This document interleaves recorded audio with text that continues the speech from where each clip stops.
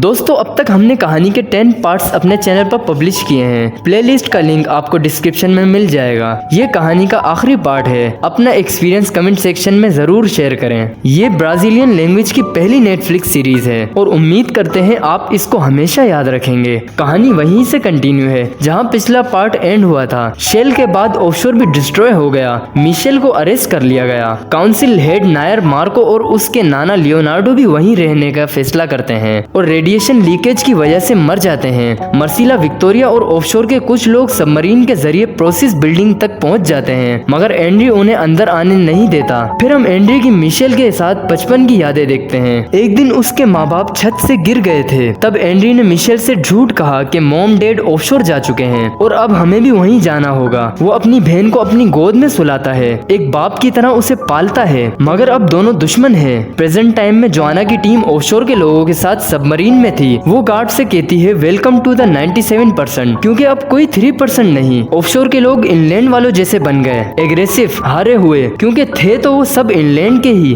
खैर, मर्सिला कमांडर थी। वो एंड्री से बात करती है, उसे समझाती है कि देखो सब खत्म हो चुका है, अब कोई ऑफशोर नहीं है जहाँ से हमें अनलिमिटेड फूड और सप्लाईज मिलते थे। एंड्री इस बात को एक्सेप्ट नहीं करता। वो कहता है द फाउंडिंग कपिल ने हमारे लिए क्या कुछ नहीं किया, ऑफशोर ऐसे ही खत्म नहीं हो सकता। मर्सिला कहती है फिलहाल ऑफशोर के लोगों को आने दो, हमें बात करनी होगी। मगर एंड्री कहता है कि ऑफशोर वालों के सामने ही उन्होंने ऑफशोर को खत्म कर दिया, तुम सब जिम्मेदार हो, मैं तुम्हें जवाबदेह नहीं हूँ। मर्सिला गुस्से में एंड्री पर हमला करती है, मगर एंड्री अब डिवीजन कमांडर बन चुका था। वो सभी उसका ऑर्डर मानते हैं। एंड्री ने उनसे वादा किया था कि वो ऑफशोर रिबिल्ड करेगा। मर्सिला कहती है तुम्हें लगता है सब ठीक है, मगर अब कुछ भी ठीक नहीं होने वाला। फिर मर्सिला को अरेस्ट कर लिया जाता है। मर्सिला को अरेस्ट करके ले जाते हुए रास्ते में ग्लोरिया उससे पूछती है कि मार्को कहाँ है, तो मर्सिला कहती है वो नहीं आया। ग्लोरिया कहती है वो बेटा है तुम्हारा, कैसे नहीं आया। मर्सिला कहती है मेरा यकीन करो, मैंने बहुत कोशिश की और दोनों ही दुखी हैं, क्योंकि इस जंग ने दोनों के अपनों को छीन लिया था। फिर सेल में मिशेल और मर्सिला का फड्डा होता है। एक कहती है तुमने शेल को आग लगा दी, तो दूसरी कहती है तुमने ऑफशोर को खत्म कर दिया। हमने सिर्फ जगह को आग लगाई थी, मगर तुमने वहाँ के लोगों को ही कत्ल कर दिया, कोई एक भी नहीं बचा, सब खत्म। मिशेल कहती है मगर वो सिर्फ इलेक्ट्रोमैग्नेटिक। उसकी बात काटते हुए मर्सिला कहती है नहीं, उससे पावर प्लांट में रेडिएशन लीकेज हुआ और ऑफशोर हमेशा के लिए खत्म हो गया। वहाँ कितने मासूम लोग थे, सब मर गए। उधर ग्लोरिया अपनी फ्रेंड और प्रोसेस की असिस्टेंट एरियल से बात करती है। उनके बीच कन्वर्सेशन होती है जिसमें ग्लोरिया उसे समझाती है कि वो गलत साइड थी और उसे समझ आ गई है कि सही साइड कौन सी है, और एरियल का साथ मांगती है। फिर हमारी टीम यानी जोआना, राफेल, एलिसा और नतालिया को एंड्री के पास लाया जाता है। तो राफेल कहता है देखो तुम चाहो तो मुझे मार सकते हो, मैं खुशी से मरना चाहूंगा। जोआना कहती है मैं भी, चेहरे पर स्माइल के साथ। फिर मिशेल को सेल से निकालकर एक रूम में ले जाते हैं। वहाँ गिलास के दूसरी साइड जोआना, राफेल, एलिसा और नतालिया को शॉक देने वाली सीट पर देखती है, और फिर एंड्री गिलास के तीसरी साइड प्रोसेस के फाइनल कैंडिडेट्स को लाकर खड़ा कर देता है, जिनमें जेवियर, पेड्रो और 2 फीमेल्स थी। एंड्री उन सब से कहता है कि ये लास्ट टास्क है, इसके बाद हम ऑफशोर चलेंगे। ये सब ऑफशोर खत्म करना चाहते थे, इसलिए ये हमारे दुश्मन हैं। बटन दबाओ और उन्हें खत्म कर दो।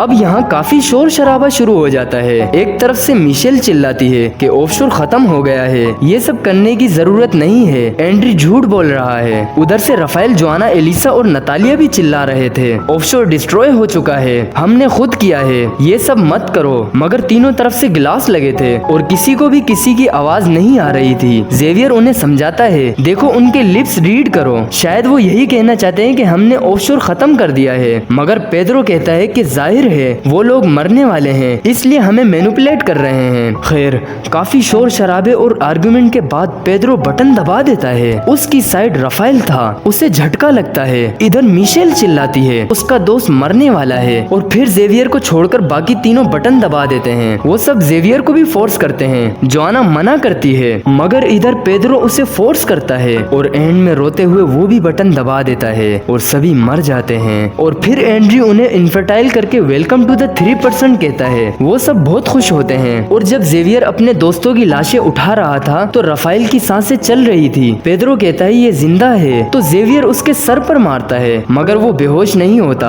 और उससे लड़ने लगता है। अब सब उठने लगते हैं। पेड्रो के हाथ में गन थी, वो फायर करता है, इससे पहले मिशेल पीछे से आकर उसके सर पर मारती है तो वो बेहोश हो जाता है। ग्लोरिया के साथ मिशेल और एरियल भी थी। वो कहती है कि जब एंड्री ने मुझे टास्क का कहा तो मैंने वोल्टेज कम कर दिया था। जेवियर कहता है जब मैंने पेड्रो को मारा तो वो बेहोश क्यों नहीं हुआ था। राफेल कहता है क्योंकि तुम अभी इतने एक्सपीरियंस नहीं हो। वैसे शेल चोरी करते हुए मिशेल ने राफेल के सर पर मारकर ही बेहोश किया था। अब वो सब अपने दोस्तों को सही सलामत देखकर खुश थे। वो सब बिल्डिंग से निकल जाते हैं, मगर मिशेल कहती है सबको यकीन दिलाने के लिए कि अब ऑफशोर नहीं रहा, मुझे प्रोसेस बिल्डिंग के अंदर से ही मैसेज ब्रॉडकास्ट करना होगा। फिर वो एंड्री को शूट करके मैसेज ब्रॉडकास्ट करती है जिसमें वो हर उस शख्स से जिसके इम्प्लांट्स लगे थे ये कहती है कि ऑफशोर अब नहीं रहा। द फाउंडिंग ट्रू ने जो शुरू किया था वो हमने खत्म कर दिया। समीरा का सपना आज पूरा हो गया। द फाउंडिंग कपिल को अपने फैसलों पर अफसोस हुआ था। ऑफशोर ने फैमिलीज को हमेशा जुदा किया है, मगर अब सब अपनी जिंदगी अपनी मर्जी से जियो, कोई रोकने वाला नहीं, सब आजाद हैं, कोई सुपीरियर नहीं। फिर वो फाउंडिंग कपिल के स्टेचू से ही कंप्यूटर तोड़ देती है। अब जब मिशेल बाहर आती है तो एंड्री पीछे से आकर कहता है कि ऑफशोर खत्म नहीं हुआ, हम खुद ऑफशोर हैं और मैं फिर से ऑफशोर बनाऊंगा। फाउंडिंग कपिल मेरे अंदर हैं, उन्हें मुझ पर प्राउड फील होगा। और फिर उसके पेट में नाइफ स्टेप कर देता है। वो रोते हुए अपनी बहन को गले लगाता है। जिन हाथों ने हमेशा अपनी बहन से प्यार किया उन्हीं हाथों ने उसे मार दिया। मिशेल उसकी बाहों में दम तोड़ देती है और वो बहुत जोर से चिल्लाते हुए रोता है।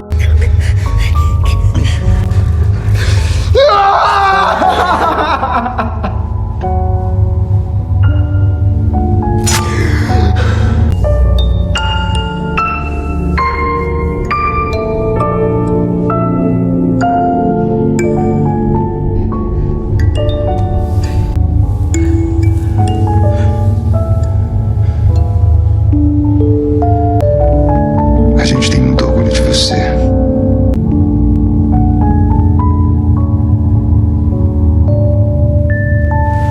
और तब एंड्री को द फाउंडिंग कपिल नजर आते हैं। वो उसे कहते हैं कि हमें फख्र है तुम पर। असल में एंड्री अब पागल हो चुका है, उसकी दिमागी हालत ठीक नहीं, उसने अपनी ही बहन को मार दिया और अब वो खुद को सही प्रूफ करने के लिए फाउंडिंग कपिल को इमेजिन कर रहा है। अब प्रोसेस बिल्डिंग खाली हो चुकी थी। ऑफशोर के लोग जो अपनों को छोड़कर गए थे इंग्लैंड से, वो वापस अपनों से मिलकर बहुत खुश थे। मर्सिला भी अपने घर जाती है, उसने अपने बाप और बेटे को खो दिया। अब घर की केयर टेकर लरीसा जो सालों से उनकी फैमिली का ख्याल रख रही थी, मर्सिला से कंफर्म करने के बाद कि ऑफशोर नहीं रहा, वो जाते हुए कहती है कि अब उसका यहाँ कोई काम नहीं, अब कोई अपनों से दूर नहीं जाएगा। उसके चेहरे पर खुशी और सुकून साफ नजर आ रहा है। अब सबको अहमियत महसूस हो गई कि ऑफशोर ने हमेशा फैमिलीज को जुदा किया है। उधर चर्च के लोग भी धोखे में थे। वो बेवकूफ कहते हैं कि हमारे सुपीरियर्स को वेलकम करो ताकि वो हमसे खुश हों। ऑफशोर को फिर से बनाने के बाद वही हमारी मंजिल होगी। फिर द कोज के लोग ऑफशोर वालों पर हमला करते हैं और फिर हमें ऑफशोर के 2 हफ्ते बाद का समय दिखाया जाता है, जंग के निशानात। फिर एंड्री आता है इंग्लैंड। वो कहता है तुम लोगों ने प्रोसेस बिल्डिंग और ऑफशोर को तबाह कर दिया और एक आदमी को शूट करके कहता है अब सुन लो और सबको बता दो कि अब 3% ही रूल करेंगे इंग्लैंड पर। हम पेड्रो को भी देखते हैं एंड्री के साथ, वो एंड्री का राइट हैंड बन चुका है। फिर जेवियर जाता है मिशेल को लेने प्रोसेस बिल्डिंग में और फिर हम मिशेल के दोस्तों को रोते हुए देखते हैं। राफेल, जोआना, एलिसा, नतालिया और जेवियर। यहाँ द कोज का एक मेंबर जिसको कहानी में ओल्ड मैन कहा गया है, ये हमेशा से कैद में दिखाया गया है फर्नांडो और मिशेल के साथ। और यही वो ओल्ड मैन है जिसने हमें और इनको तानिया के फाउंडर ऑफ द कोज बनने की कहानी सुनाई थी। खैर, अब राफेल मिशेल के साथ गुजारे हुए लम्हों को याद करते हुए सच्चे दोस्त की तरह मिशेल की चिता को अग्नि देता है। फिर जेवियर गुस्से से कहता है कि मिशेल ने शेल के लिए कितनी कुर्बानियां दी, कितनी मेहनत की, चलो उस कमीने एंड्री को मार दें। हमें शेल को छोड़कर जाना नहीं चाहिए था, वहीं रहना चाहिए था। राफेल कहता है जेवियर ठीक कह रहा है, 2 हफ्ते पहले सब ठीक था और अब देखो लोग एक दूसरे के खून के प्यासे बन गए हैं। जोआना कहती है एक दिन वो समझ जाएंगे कि हम सब एक ही कश्ती के सवार हैं। राफेल कहता है एक ही कश्ती? कौन सी कश्ती? ऑफशोर की, इंग्लैंड की, चर्च की या मिलिटिया की? सभी एक दूसरे को मारना चाहते हैं बस, और ये लोग ऐसे ही रहेंगे। अब गन फायरिंग की आवाजें आती हैं तो सब इधर उधर भागने लगते हैं। हर तरफ लोग एक दूसरे को मार रहे हैं क्योंकि ऑफशोर से आने वाले लोगों को द कोज कोज के मेंबर मारना चाहते हैं और द कोज को चर्च के लोग और चर्च को इंग्लैंड के लोग और इंग्लैंड को मिलिटिया के लोग मारना चाहते हैं। राफेल एलिसा को भागने का कहकर खुद उन लोगों से भिड़ जाता है। फिर जोआना और नतालिया उस ओल्ड मैन के घर जाते हैं। उससे तानिया की कहानी सुनते हैं जो हमने 8 पार्ट में सुनाई थी। वो कहता है मैं छोटा था जब तानिया मरने वाली थी, उनके बीच आर्गुमेंट हो रही थी। वो कह रही थी कि मेरी माँ जो स्पेयर लेकर आई थी वो मुझे ला कर दो। उन्हें अफसोस हुआ था अपने फैसलों पर। प्लीज मुझे वो ला कर दो। वो कहाँ है? मगर किसी को समझ नहीं आ रहा था कि वो क्या कहना चाह रही थी। वो लोग घबराए हुए थे मगर मैंने गौर से उसकी इंस्ट्रक्शन सुनी थी और मैं लियास की कब्र पर गया मगर मैं डर गया था इसलिए वापस आ गया। तब तक तानिया मर चुकी थी। जोआना पूछती है वो क्या था? ओल्ड मैन कहता है पता नहीं, मुझे पहले लगता था कि उसकी माँ की कोई निशानी होगी बस, मगर अब मुझे लगता है कि अगर वो फाउंडिंग कपिल की बेटी थी तो जरूर कुछ बहुत इम्पोर्टेंट होगा। नतालिया जोआना को समझाती है अगर फाउंडिंग कपिल को रिग्रेट हुआ तो लोगों को ये बात जानने का पूरा हक है। और फिर वो दोनों लियास की ग्रेव पर जाते हैं। हम राफेल को उसकी माँ के पास देखते हैं जो उदास थी। वो कहती है मेरे बेटे आपस में लड़ रहे हैं, एक चर्च के साथ है तो दूसरा कोज के साथ, तीसरा ऑफशोर के सपोर्ट में है। तो यहाँ तुमने तो सबसे महान काम किया है, सब ने मुझे अकेला छोड़ दिया है। राफेल कहता है मैं सोच रहा था सब ठीक हो जाएगा, ऑफशोर खत्म होगा तो सब बैठकर आराम से बात करेंगे, मगर रियलिटी में तो 10 सेकंड में ही वर्ल्ड वार शुरू हो गई। दूसरी तरफ एलिसा को भी एंड्री ने पकड़ लिया था। जेवियर द कोज के पास चला गया। वैसे ये एक मजेदार सीन है।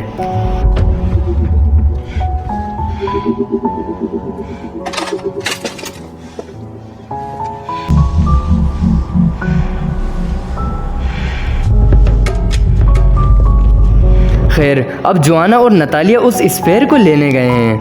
राफेल अपनी माँ से वादा करता है कि वो फैमिली को रीयूनाइट कर देगा और चर्च के लोग जंग का ऐलान करते हैं। वो अपने सुपीरियर्स की रक्षा करेंगे और मर्सिला मार्को के बेटे के पास थी और अब वो भी जानती थी कि अब वर्ल्ड वार शुरू होने वाली है। अब एक मैदान में चर्च, कोज, मिलिटिया, इंग्लैंड और ऑफशोर के सभी लोग जमा हो जाते हैं जंग के लिए। चर्च के लोग ऑफशोर और मिलिटिया को प्रोटेक्ट करते हैं, वहीं कोज के लोग उनके खिलाफ खड़े थे और इंग्लैंड के बाकी लोग कोज के साथ थे। वो सब कहते हैं कि सूरज डूबते ही जंग शुरू कर दी जाएगी और सब इंतजार करते हैं अंधेरा होने का। फिर हम राफेल को देखते हैं। वो अपनी माँ से कहकर निकलता है कि मैं आपके बेटों को वापस लेने जा रहा हूँ। उधर मैदान जंग फिलहाल शांत था मगर तभी जोआना की एंट्री होती है उसी स्पेयर के साथ। वो कहती है मैं फाउंडिंग कपिल का मैसेज लेकर आई हूँ, अब कोई जंग नहीं होगी, किसी का खून नहीं बहेगा, हम वही करेंगे जो हमारे फाउंडिंग कपिल चाहते थे। एंड्री फाउंडिंग कपिल को ही मानता था और जेवियर और विक्टोरिया भी सामने आते हैं। जोआना कहती है कि यहाँ कोई भी नहीं चाहता कि जंग हो, जंग से किसी का फायदा नहीं, हम फाउंडिंग कपिल हैं, ये हमारा लास्ट टेस्ट है। सिंपल है मगर लॉजिक और टीम वर्क के साथ 6 कैंडिडेट्स होंगे लेकिन बस एक ही जीतेगा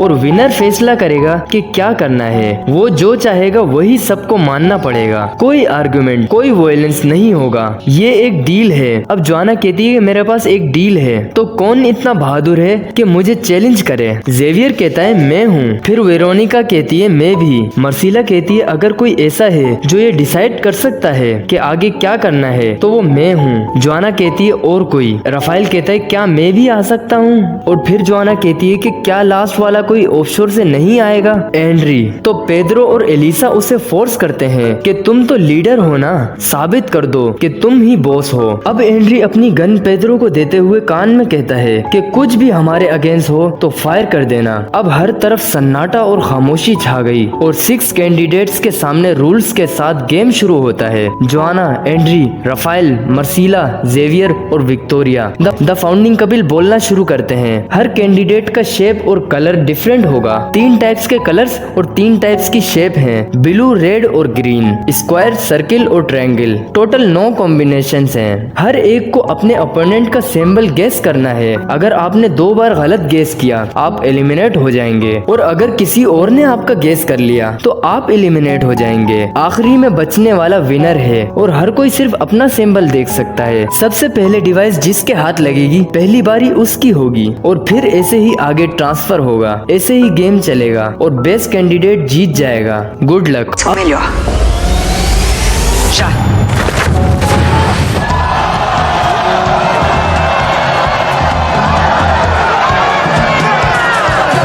अब मर्सीला पहले जेवियर का गेस करती है ब्लू सर्किल, वो गलत होता है। सर्किल था मगर ब्लू नहीं था। अब इनके साथ आप भी याद रखें एक एक पॉइंट। गेम मजेदार है। अब जेवियर गेस करता है एंड्री का रेड स्क्वायर, मगर गलत होता है। फिर एंड्री जेवियर का गेस करता है ग्रीन सर्किल, जो सही था। ये गेम साबित कर देता है कि कौन बेस्ट है। जेवियर पूछता है कि कैसे किया तुमने, तो एंड्री कहता है जब मर्सीला ने ब्लू सर्किल कहा तो ब्लू नहीं था मगर सर्किल था, इस पर तुम नर्वस हो गए थे, और रेड स्क्वायर तुमने मेरा कहा था, इसलिए रेड तुम्हारा नहीं हो सकता था, तो ये ग्रीन ही था। अब राफेल गेस करता है विक्टोरिया का ग्रीन ट्रायंगल, जो गलत था। फिर विक्टोरिया गेस करती है जोआना का रेड स्क्वायर, ये भी गलत था। लेकिन फिर जोआना भी विक्टोरिया का रेड स्क्वायर ही गेस करती है। राफेल मना करता है कि वो अपना कभी नहीं बोलेगी, मगर जोआना बोल देती है, जो गलत था। फिर विक्टोरिया गेस करती है राफेल का ब्लू स्क्वायर, ये भी गलत था। मगर अब विक्टोरिया भी एलिमिनेट हो गई क्योंकि 2 बार उसने गलत गेस किया था। अब विक्टोरिया राफेल को देती है क्योंकि उसने भी एक गलत गेस किया था, तो उसका लास्ट चांस था। वो घबराए हुए मर्सीला का गेस करता है स्क्वायर रेड, स्क्वायर था मगर रेड नहीं। मर्सीला कहती है you are done little soldier. यहाँ राफेल भी एलिमिनेट हो गया, मगर जाते हुए दोस्त की मदद कर जाता है क्योंकि स्क्वायर तो था मगर रेड नहीं। राफेल कहता है मुझे बाद में थैंक्स करना क्योंकि ग्रीन स्क्वायर मेरा है, इसलिए उसका ब्लू स्क्वायर ही होगा, गैस कर लेना। मर्सीला भड़क जाती है कि तुम चीटिंग कर रहे हो, अपना ऐसे नहीं बता सकते। राफेल भी बीच वाली उंगली दिखाते हुए निकल जाता है। ये राफेल तो मर्सीला से अपना बदला कभी नहीं छोड़ता भाई। अब मर्सीला भी एलिमिनेट हो गई और जोआना के पास एक ही चांस था, मगर एंड्री के पास 2 थे। एंड्री गेस करता है ग्रीन ट्रायंगल, ट्रायंगल था मगर ग्रीन नहीं था। अब दोनों बराबर हो गए और क्राउड भी जोश में आ गई। सब एंड्री एंड्री और जोआना जोआना पुकारने लगे। जोआना इमोशनल हो जाती है और वो कहती है कि अगर मैं जीत गई तो सब अपने अपने हथियार फेंककर कल सुबह का सूरज निकलते ही प्रोसेस बिल्डिंग में जाएंगे। कोई सुपीरियर नहीं होगा और हम अपनी फर्स्ट जनरल मीटिंग करेंगे जिसमें सबको आजादी होगी अपना ओपिनियन सामने रखने की और एक डेमोक्रेटिक वर्ल्ड की शुरुआत होगी। फिर एंड्री कहता है अगर मैं जीता फाउंडिंग कपिल के नाम पर 3% रूल करेंगे इंग्लैंड पर और हमेशा सुपीरियर ही रहेंगे, और जो नहीं झुकेगा हमारे आगे उसे कत्ल कर दिया जाएगा। अब जोआना अपना दिमाग लगाती है 9 पॉसिबिलिटीज पर। पहला मर्सीला का ब्लू स्क्वायर, दूसरा राफेल का ग्रीन स्क्वायर, तीसरा जेवियर ने कहा था रेड स्क्वायर, वो एंड्री का नहीं था, चौथा ग्रीन ट्रायंगल अभी एंड्री ने जोआना का गेस किया तो वो अपना तो गेस करने वाला नहीं था, पांचवा ब्लू ट्रायंगल जोआना का अपना था, छठा जेवियर का ग्रीन सर्किल, सातवां विक्टोरिया का रेड सर्किल, बाकी 2 रह गए ब्लू सर्किल और रेड ट्रायंगल। और ब्लू सर्किल जब मर्सीला ने जेवियर का कहा था तो एंड्री अपनी थ्योरी एक्सप्लेन कर रहा था, ये उसका नहीं हो सकता, इसलिए बाकी रह गया रेड ट्रायंगल। जोआना कहती है एंड्री का है रेड ट्रायंगल और एंड्री इशारा करता है पेड्रो को, वो स्पेयर पर फायरिंग करके उसे तोड़ देता है। जोआना सबसे चिल्लाकर कहती है मैं जीत गई हूँ, सब हथियार फेंक दो, जंग खत्म हो चुकी है, मगर कोई नहीं सुनता, सब भाग जाते हैं। उधर एंड्री ऑर्डर देता है कि 20 मिनट्स में मुझे सब तैयार चाहिए, और चर्च में अब भी सब एंड्री की साइड थे। कोज वाले भी हमले की तैयारी करते हैं और जोआना, राफेल, एलिसा और नतालिया एक रूफ पर जाकर डिस्कस करते हैं कि लोगों ने पता नहीं देखा या नहीं कि जोआना जीत गई है। उधर चर्च की बकवास सुनकर ग्लोरिया कहती है बस बहुत हुआ, तुम सब अंधे हो क्या, हम सब बराबर हैं, कोई सुपीरियर नहीं है। जेवियर अपने साथियों से कहता है कि सब समझ जाएंगे कि जोआना जीत चुकी है। उसका दोस्त कहता है तुम्हें लगता है कि किसी ने टेस्ट को सीरियस लिया होगा। ग्लोरिया स्पीच देती है कि मैं भी प्रोसेस के सपोर्ट में थी, मगर मैं जान गई हूँ ऑफशोर और प्रोसेस एक झूठ है। चलो कल सब जोआना की जनरल मीटिंग में अपनी आंखें खोलो और दुनिया को बदल दो। फिर हम जोआना और राफेल को देखते हैं, दोनों दोस्त उम्मीद में बैठे थे। जोआना सोचती है कल जंग शुरू होगी, तो राफेल कहता है नहीं। दोनों अपने प्रोसेस के दिनों को याद करते हैं। राफेल कहता है तुमने ठीक जलील किया था मुझे। जोआना कहती है व्हाट द हेल। राफेल कहता है जादू की झप्पी। क्या हुआ जोआना, दुनिया खत्म होने वाली है। खैर बस 1 मिनट ही झप्पी बर्दाश्त करने के बाद जोआना कहती है बस बहुत हुआ। फिर राफेल कहता है हमें अलर्ट रहना होगा, जंग शुरू हुई तो हमें पता होना चाहिए। दोनों बातें करते हुए सूरज निकलने का इंतजार करते हैं। अचानक झटके से राफेल की आंख खुलती है। जोआना उसे कुछ दिखाती है, उनकी आंखों में खुशी की चमक नजर आ रही है और वो लोग भी प्रोसेस बिल्डिंग की तरफ दौड़ते हैं क्योंकि इंग्लैंड, ऑफशोर, मिलिटिया, चर्च और कोस के सभी लोग प्रोसेस बिल्डिंग की तरफ जा रहे थे। बैकग्राउंड में खूबसूरत सा सॉन्ग बज रहा था और एक नई दुनिया की शुरुआत होने जा रही थी। कॉपीराइट इशू ना होता तो हम ये ओरिजिनल क्लिप आपको दिखाते। काफी इमोशनल सीन है, सब बहुत खुश थे। जब सब प्रोसेस बिल्डिंग बिल्डिंग में एंटर कर रहे थे तो हम एंड्री को सबमरीन में जाते हुए देखते हैं। वो खामोश था, सबमरीन ऑफशोर की तरफ ले जा रहा था, मगर जाहिर है वहाँ EMP ब्लास्ट की वजह से सबमरीन नहीं जा सकती और ऑक्सीजन लेवल सिर्फ 3% था, जो ऑफशोर जाने के लिए काफी नहीं था। मगर वो स्टार्ट कर देता है और सबमरीन एंड्री के साथ समुंदर के बीच ही डूब जाती है। ऑक्सीजन ना होने की वजह से वो धीरे धीरे मरने लगता है और आखिरी सांसें लेते हुए उसे मिशेल नजर आती है, जिसकी गोद में एंड्री दम तोड़ देता है। उधर प्रोसेस बिल्डिंग में सब जमा हो चुके थे और अब सब आजाद हैं अपनी जिंदगी का फैसला करने के लिए। यहाँ कोई सुपीरियर नहीं, अब ये एक डेमोक्रेटिक वर्ल्ड है जिसमें सब आजाद होंगे। आखिर दोस्ती ने कर दिखाया। दी एंड। मिलते हैं किसी और कहानी में। चैनल को प्लीज सब्सक्राइब कर दें।